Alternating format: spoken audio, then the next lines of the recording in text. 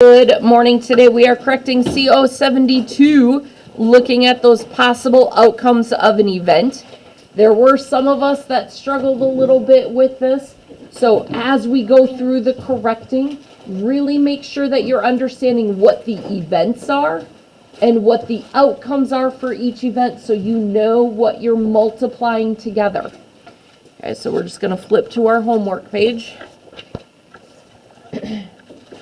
For this first one, we did it together, but I'm just going to review it. So we had 3 events, 3 choices we had to make. The crust, the toppings, and the sizes. So our possible outcomes would be how many choices for each of those events. There were 4 choices for the crust, so those 4 possible outcomes. 15 choices for the toppings, so 15 possible outcomes. 5 possible sizes, so 5 possible outcomes. Remember that we put that multiplication symbol in there, so we remember that we multiply all those numbers together. No adding, no subtracting or dividing, multiplying. So put that multiplication symbol in there so you remember what operation to do. I had some of us yesterday were adding. Write it in so you remember. When we multiplied all 3 numbers together, we got 300 possible combinations. Shh. Our next one was the truck design. So we had cab size to choose from, wheel cover to choose from, spoiler to choose from, and paint color to choose from.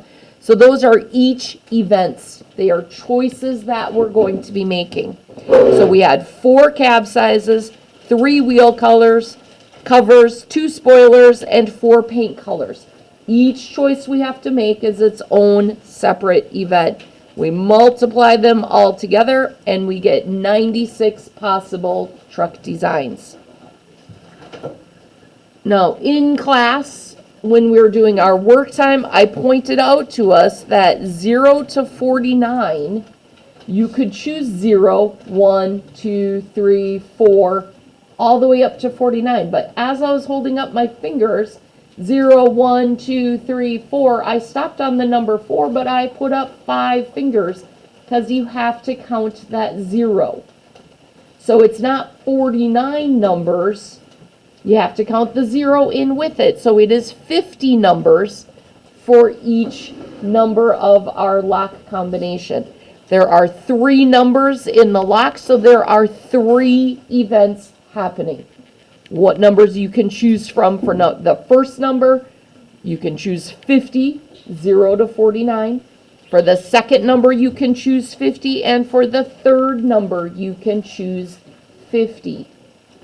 So you have your events, how many numbers you're choosing, and then you have the possible outcomes. Which numbers could they possibly be? So 50 times 50 times 50 is 125,000 possible combinations. I had someone come up to me yesterday saying, I'm not sure if I'm doing this right because this is a really big number. And I said, yes, you are. Some of these possible combinations get huge. That's why when someone pointed out, oh, it's a good thing we didn't do the probability tree, I said, yeah, that's why we do the counting principle when we just need to know that total number, because nobody wants to write out that many combinations, right? So that counting principle really helps us. Now we're picking a card from a deck, 10-card deck, not replacing it, and then picking a second card. So we have 2 events happening, picking the first card and picking your second card. So 2 events. Our first event, we have 10 cards in it. Our second event, let's say I picked out the number 10. Now I only have 9 cards left because I'm not putting that number 10 back in my deck. You're not replacing it, so that number goes down. So it's 10 times 9 because we did not replace it. So you have to pay attention when you see those words, not replacing it. Think to yourself, my possible outcomes are going to go down. So 10 times 9 was 90 different possible combinations. Any questions on that one? Why we went from 10 to 9? Okay. Let's look at our next one.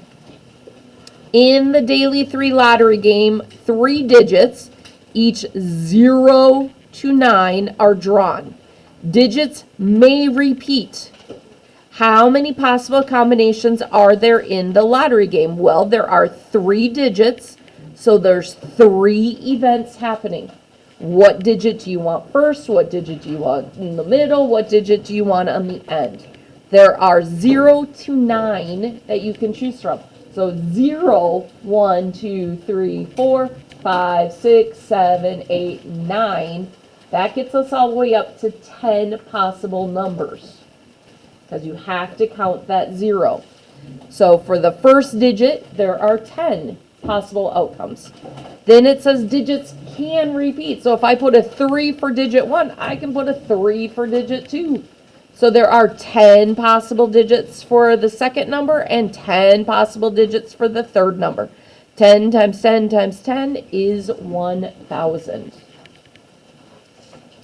Now, last one, you calculate, you have 180 outfit combinations between your shirts, pants, and shoes. So we have 3 events: shirts, pants, shoes.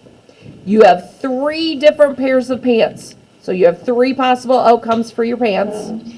And you have 5 different pairs of shoes. So 5 possible outcomes for our shoes.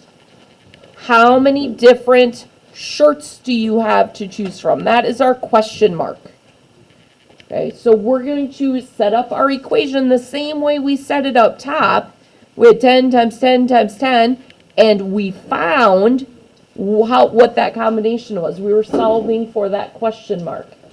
Well, down here, we would have question mark times 3 times 5, and we know that equals 180 combinations.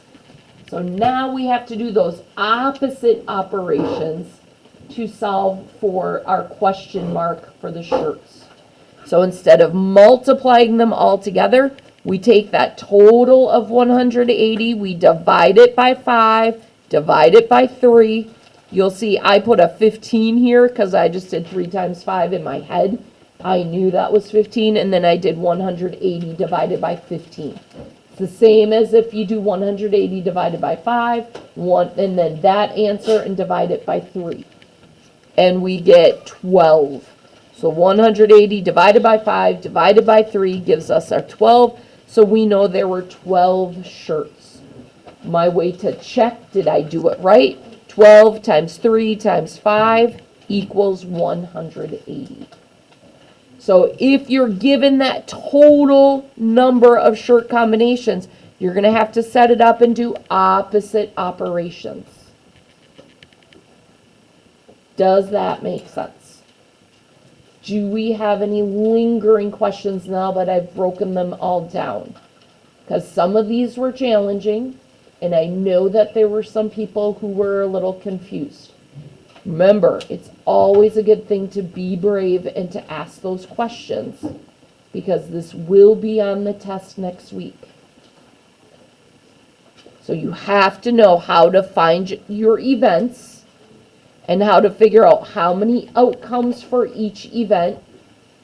And then you have to know to multiply all those outcomes together. So it's kind of 3 steps. How many events, how many outcomes for each event, and then multiply them. Okay, so sometimes we need to break it down into our steps. If you do have lingering questions, once we're done with this next lesson and we're into work time, you can come and ask me questions. And please do come ask me if you're still confused. Because if you don't ask, I guarantee you're not going to do well on the test next week. So you can always come ask. I did pass out Post-it notes with remaining POs that people have to do. You might have COs also that you can retake. That's going to boost up your learning, boost up your mastery of our math. It'll boost up your grade, but you don't have to have them done to go into pre-algebra next year. Those POs that were on a post-it note, POs and the Math 6 reviews that were on the post-it notes, if you got a post-it note, you have to retake those in order to go on to pre-algebra. This is the math that we have to prove to Mr. Schultz we have mastered. If you have more than 2 listed, I really need you to try to stay after school Wednesday or Thursday this week to try to get those done. Okay? Math class on Friday, it's really hard to get through more than 1 or 2 retakes. Some of us need a little extra time. Try to stay after school. We want all of these retakes done before next week because we have a test next week. So next week we're going to focus on doing any retakes we have to do from that test. We really want to be able to say, whew, all done with the previous POs. So I'm all set and I can just focus on our math for next week to end our year. So again, if you had more than 2, you really need to talk to mom and dad about trying to stay after school Wednesday or Thursday to get that extra help. If you only have 1 or 2, but you know you're kind of struggling with them, stay after school. It's a lot easier for me to help somebody when there's only 4 or 5 kids staying after than when we have 27 in the class with people needing help. Okay? So after school, we can get a little more attention to our own questions instead of me having to work with so many different people. Any questions about those PO retakes? Okay, so if you are watching this at home, I hope you are well, and I hope to see you soon. Have a wonderful day. Let me stop.